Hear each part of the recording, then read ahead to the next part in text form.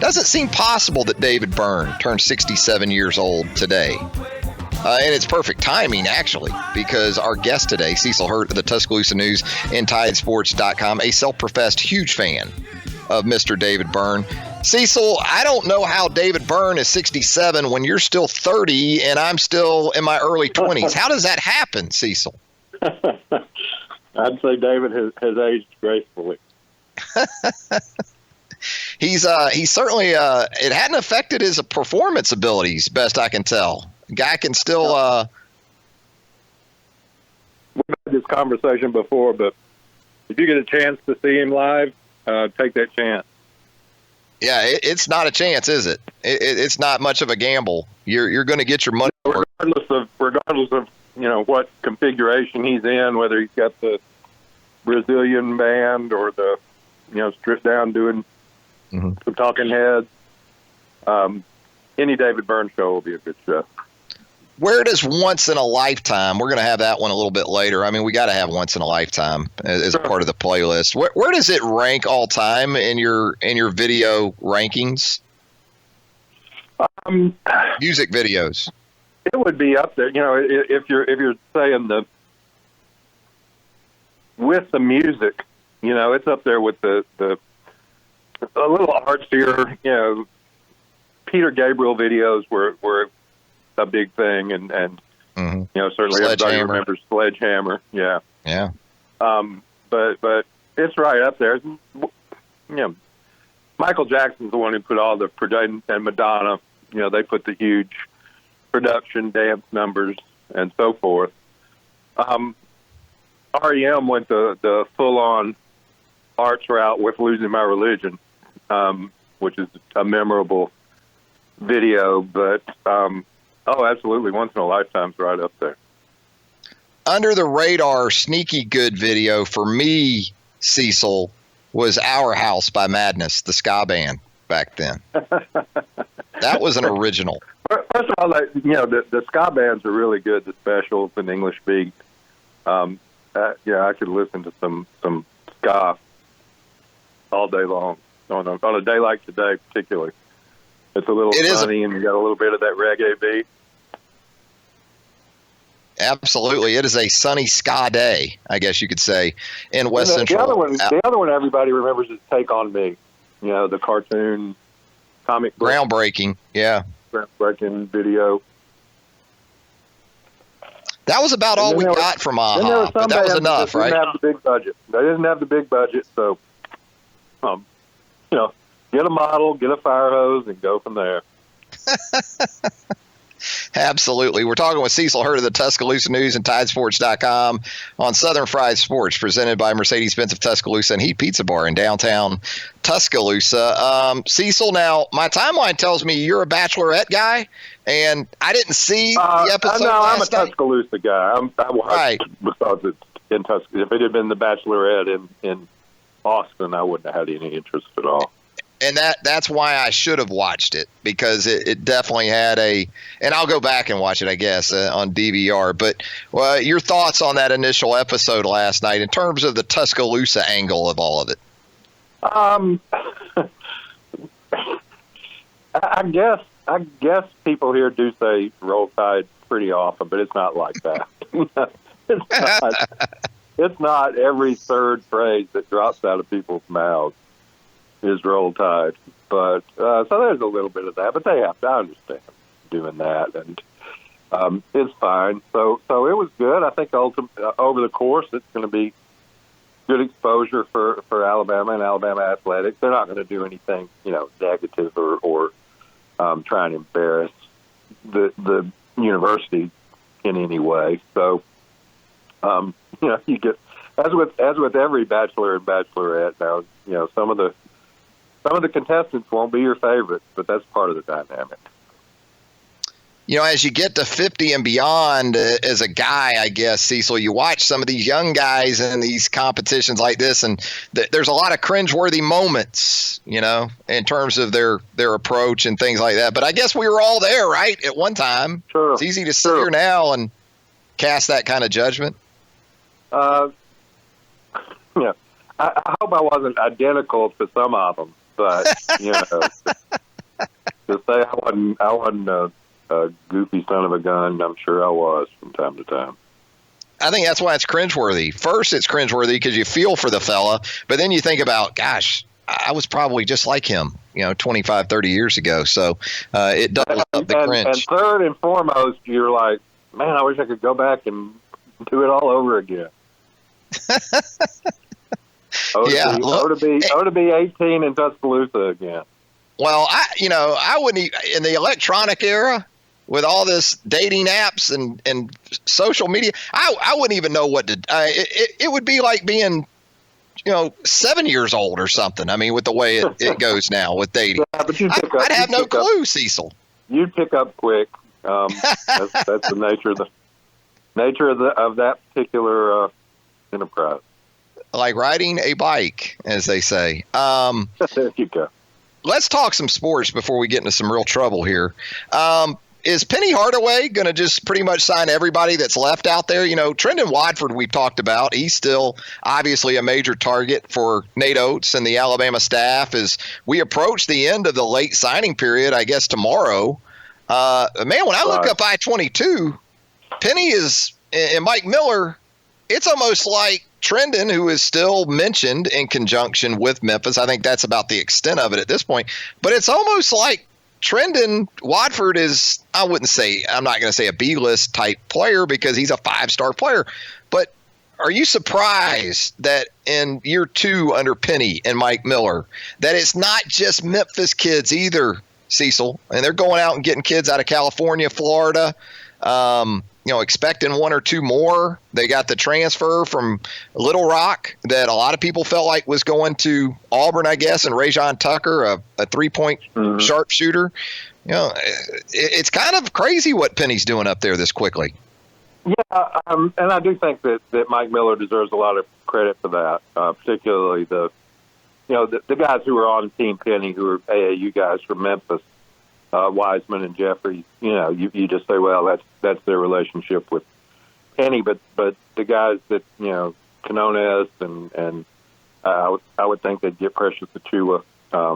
That's Miller, that's Mike Miller, who's who played at Florida. A lot of people remember him there, and so the Billy Donovan tree. But he's the one who's opened those doors.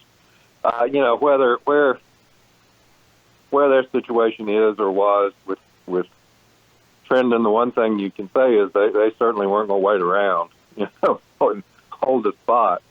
That's not to say he doesn't have a spot if that's where he chooses to go, but I think the more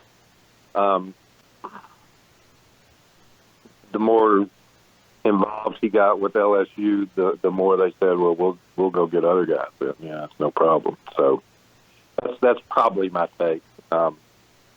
Without having talked to anybody specifically at Memphis about that, was that when you get Wiseman's centerpiece of that, and you want to have the guys around him that would give you a Final Four shot. Not entirely unlike you hit for 1 year at least you hit the draft lottery with the 7-footer. And you want to be sure and have enough players around him that you can go now. Their issue will be having enough basketballs. So that'll be what Penny has to work out. But he's been around. He's been in the NBA. He's seen how that works. I got Boogie Ellis coming in too, the former Duke signee that was released from his letter of intent here recently by Mike Krzyzewski and the Blue Devils. And we do see where Trendon Watford via Twitter this morning announces that he will announce. He announced his announcement, Cecil, coming up on May the 20th at Mountain Brook High School, 2:30 p.m., open to the public. In the tweet, he lists Alabama, LSU, Memphis, Indiana, no particular order, I would think. So what's your sort of expectation as we go into this coming in the next few days, Cecil? Well, again, I hadn't talked to Trendon or Ernest, and I'm not going to speak for them. I wouldn't, if I knew, I wouldn't, ruin his moment. I don't know, but first of all, he won't be signing a national letter if he's not signing it today. What he'll be signing will be institutional grant and aid papers, which just walking down the hypothetical trail here, if he were to sign somewhere that things just blew up after he signed those papers, probably less complicated to get out of that than in LI. So that might be a hint on what he's thinking. He has a relationship with coaches at Alabama, with coaches at LSU, with coaches at Memphis, and of course through his brother with Indiana. So a lot of the speculation of why this and why that. But a lot of those staff people he's known for a long time, whether it's Petway, whether it's Miller, whether it's Anderson at LSU, who was involved at UAB when Christian was playing. They've known, the family's known a lot of those guys for a long time. So and they've always stressed having a relationship. So that a lot of the. I'm so reluctant to guess, Travis. That's right. That's not really my thing. But there are a lot of indications that he'll go somewhere that he's known somebody a long time. And the 247sports.com crystal ball right now sits at LSU with 94% of the vote. And I believe that's one of those places that, right, he has a pretty strong relationship there and a lasting relationship with the current staff. He does. But again, my attitude since Trendon was, in November, since he was a junior, has always been let it play out and then comment on it after it plays out, because every recruit deserves that opportunity. They deserve it. Absolutely. To sit with their family, make their own decision, and then if they want to discuss their reasons, then that's great, and see where that is, and if it makes sense to you or if it doesn't. But let it play out. That doesn't mean that I think, it's going to be a shock or a surprise, or those crystal ball guys are all wrong. It just means let it play out. We see John Beilein at 66 years old, Cecil, take his shot at the National Basketball Association. A couple of thoughts come to mind when that went down early yesterday morning. One of them being Alabama pretty fortunate, right, that it got Nick Saban on the other side of that itch. Saban at 67 has already been through that. I'm not saying that there isn't always the possibility to experience another itch that you feel like needs to be scratched. Sure. But this kind of has to happen in most of these instances, right? With these guys that achieve it at a real high level in the college game, whether it's football, basketball, you name it.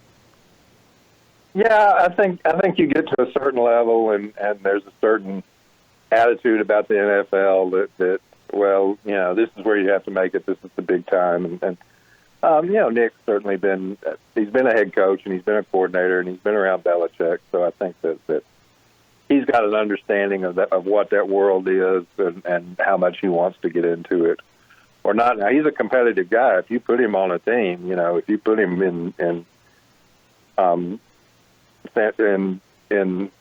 San Francisco, he'd want to have the 49ers competitive. That's just the way he is. But I think the other thing, if you're going to make that comparison, I think Nick is unique at his age about his willingness to keep hitting it on the recruiting trail and to keep doing that every day. You got to shave every day or you look bad. You got to recruit every day or you look bad. Not speaking for John Beilein, but I don't know that was his favorite part of it. May not be Nick's favorite part, but it's the part he works at and is still really good at. So that's a little bit. I can understand guys getting burned out on that. I really can. I think to an extent Spurrier did. I don't think it was ever his favorite thing. His favorite thing was drawing up plays in the dirt. Or that's a hyperbole. His favorite thing was designing an offense, calling offensive plays, so forth. let the assistants bring in some guys, probably with his feeling, and he'd make it work, and hire a defensive coordinator, and they'd make it work, or he'd fire them. That's about how that went. So, but my point being that some guys get tired of hitting that recruiting trail every day. I don't think Saban has. I'm not sure that was not the case with Beeline. And now you go to Cleveland, you hit the lottery tonight. You got Zion, and see what you can do for 3 years. You make enough money that you're set, and your grandkids are set, and you're 70, and you say, appreciate the 3 years in Cleveland, and retire to the lake. I'm sure they got a cabin up there in the Upper Peninsula. It would make sense. And another thought, obviously, coming down from the John Beilein hire is that Michigan is in need of a head coach now. And we know the ties that Nate Oates has to the state, highly successful high school coach. And so you think Nate Oates, I know you spoke with Nate yesterday. He also issued a statement, a sort of statement, I guess you could say, via text that he was perfectly fine at Alabama. This is where he was supposed to be. The reasons why, I guess, other than contractually, you're not going to go to the extent you would have to. No disrespect meant to Nate Oates, to do something like that if you're Michigan, that maybe you would only do for a Cal or a coach of that level, of Billy Donovan. So you think Michigan shoots high in the sky, or is that the approach you would take? If I'm Michigan, I call with no expectations one way or the other. I call Billy Donovan, Brad Stevens, probably Jay Wright at Villanova, and see what it would take, see what their interest is, see if their agent or their representative or they themselves on the pro coaches. I don't know that there's really any. I don't know that it really rocks the boat that much if you talk to a pro coach. So if Brad Stevens wanted to get back into it, Michigan would be a great place for him. I have no idea whether he wants to do that, but if I'm Michigan athletic director, I find out on those three guys probably, and then go from there. Those are guys with solid reputation, have all won or played for a national championship. Butler didn't win it, but Stevens got him there twice. So, and then if it doesn't, I don't know. I'm always. You need to know several things before you really start guessing. It's so easy to guess on a hire, and sometimes they're off. Buzz Williams to Texas A&M, you knew, what his background was, and that was an easy one to predict. Nate Oates to Alabama wasn't an easy one to predict necessarily. Juwan Howard's got some support, the former player at Michigan. You never know how that's going to play out. So you'll just have to see. They can get a really good coach at Michigan. Resources aren't the problem. It's a prime job in prime recruiting area. So you aim for the best you can get at Michigan and see what happens. And this is the right time to be doing it with those NBA guys. When everybody's back searching in March, those guys are trying to get to the playoffs, Stevens and Donovan and so forth. Now's the time that they're sitting around, they're not playing ball, and they can think about it. In terms of realistic expectations for a program, Cecil, where would you put Alabama in comparison to, say, Michigan? A program that, an athletic department probably better known for football, as we know is the case at Alabama.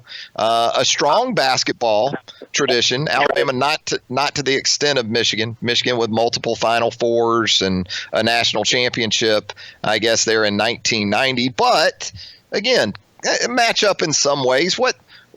What's the difference, or is there many in your opinion, or is Michigan more along the lines of, say, Florida right now at this point?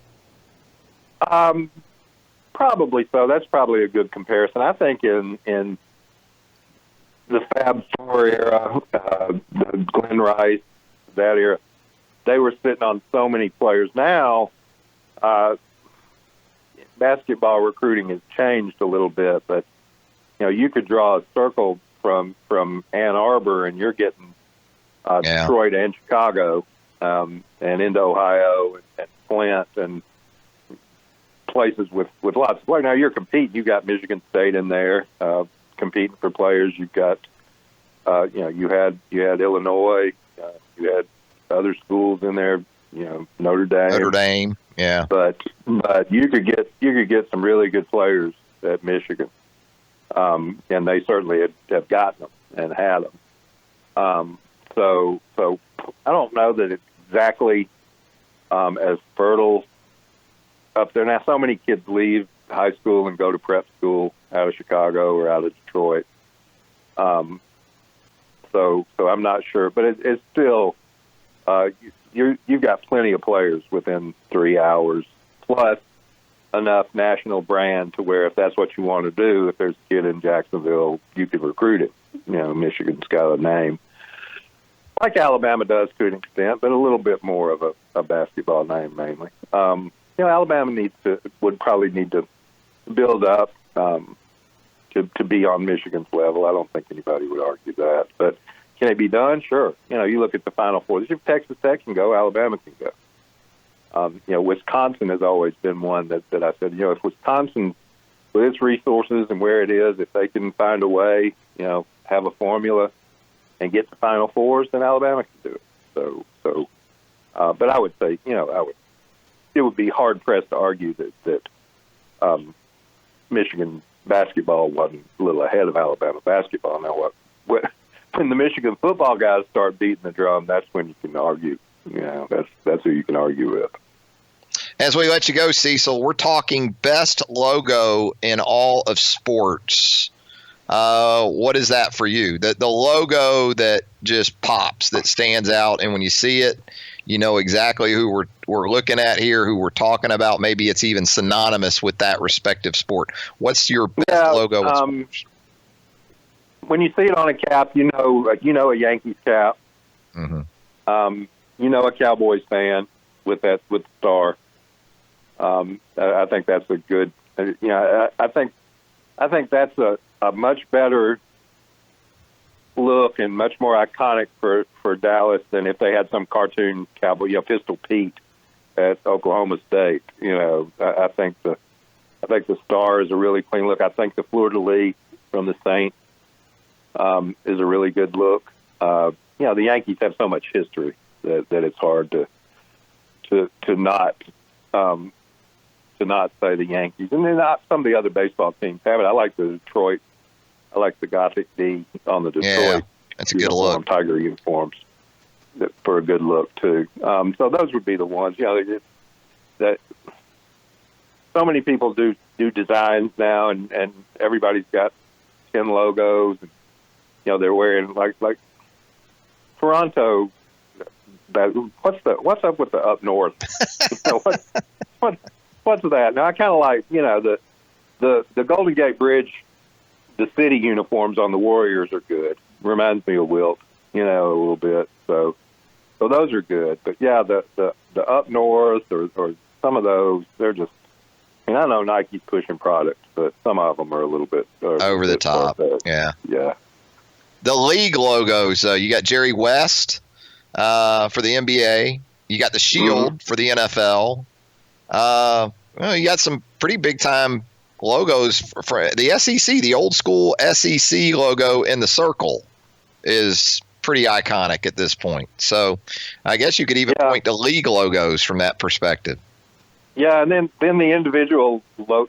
The number one seller by far is Stone Cold Steve Austin. There you go. With the skull and crossbone. Now there's an iconic logo.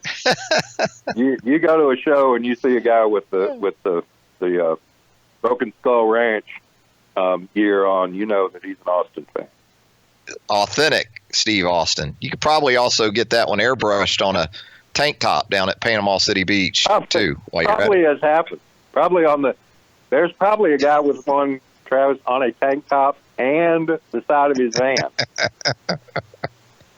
Love it, Cecil. Hey, we'll let you go, my man. We've kept you too long, but we always appreciate you here on the program. Glad to do it.